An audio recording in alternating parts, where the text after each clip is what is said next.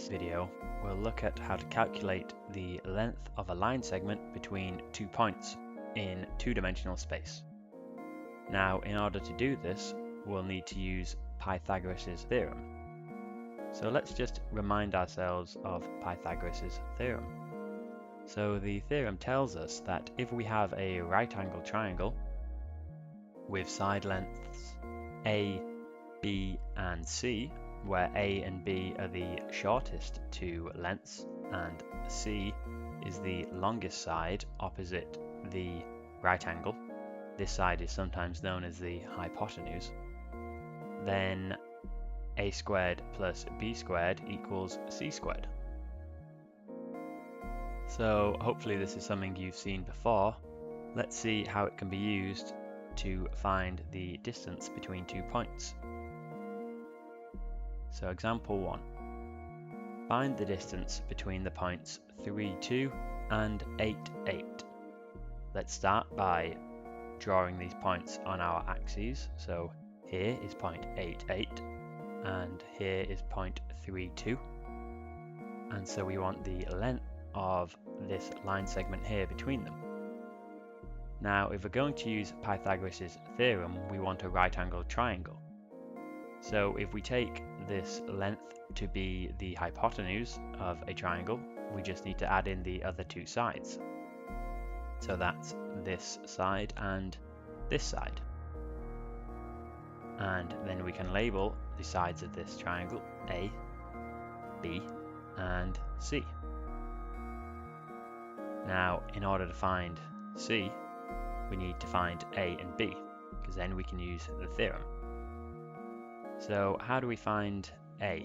Well, we note that this point here on the x-axis is 8, because the x-coordinate of the point at the top is 8, and this point here is 3, because the x-coordinate of the point at the bottom is 3.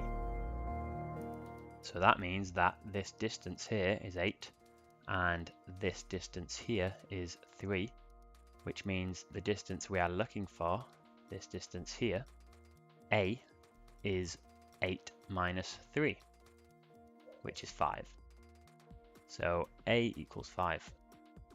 Similarly, this point here is 8, and this point here is 2. So B is 8 minus 2, which is 6. So that's this distance here. So we have A and B, and hence we can use Pythagoras' theorem to find C. The theorem tells us that C squared is equal to A squared plus B squared, which in this case is 5 squared plus 6 squared, which equals 25 plus 36, which equals 61. So if that's C squared, then we find C by taking the square root. So C equals the square root of 61, which is roughly equal to 7.81. You can do that last bit on a calculator. So let's label that on the diagram. So that's example 1. Before we do example 2, let's make a few quick observations on example 1, which will make things slightly easier. So how did we find these lengths A and B? Well, to find A, we took the x-coordinate of one of our points, that's 8, and we subtracted the x-coordinate of the other point, in this case it was 3, to get 8 minus 3. And to find the length B, we took the y-coordinate of one of our points, which was also 8, and we subtracted the y-coordinate of the other point, 2, and we got 8 minus 2. This will always be the case. To find these two numbers we need, we simply find the difference between the x-coordinates of the 2 points and the difference between the y-coordinates of the 2 points. So we subtract one from the other in each case. Once we have done that, we simply square them both and add them up. And then finally, we take the square root of the answer. So let's put this up in a box here. So the distance D between any 2 points x1, y1 and x2, y2 can be found using the following formula. D equals the square root of y2 minus y1 squared plus x2 minus x1 squared. And the final thing we should point out is that it doesn't matter which way round we do the subtractions. That is, it doesn't matter which point we consider to be x1, y1 and which point we consider to be x2, y2. Let's look at why that is. So in example 1, we did 8 minus 3 and 8 minus 2. If instead we had done these subtractions the other way around, we would have done 3 minus 8 and 2 minus 8. So we would have got minus 5 and minus 6. Now this might seem wrong, but in the next step we square these two numbers. Now minus 5 squared is 25 and minus 6 squared is 36. So you see it doesn't matter if we have 5 and 6 are minus 5 and minus 6, because when we square them, either way we get plus 25 and plus 36, and the minuses disappear. So let's look at example 2. Find the distance between the points minus 6 minus 8 and 3 minus 3. Once again, we'll plot these 2 points on our axes.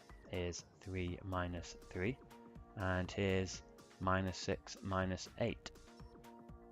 Now, rather than drawing the full triangle, we'll just put in the length we are looking for, this line here, and we'll label it D. And then we'll use our observation to try and find the numbers we need.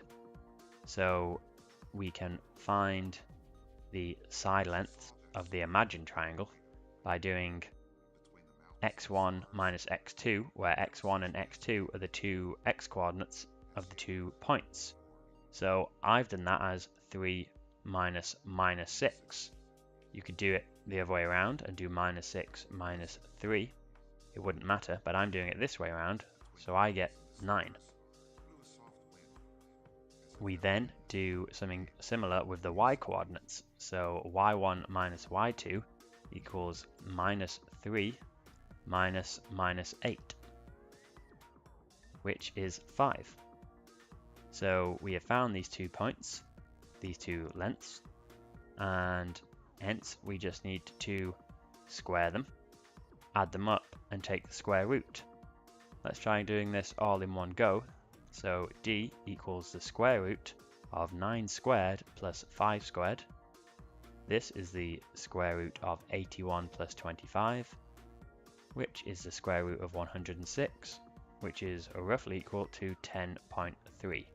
So D equals 10.3.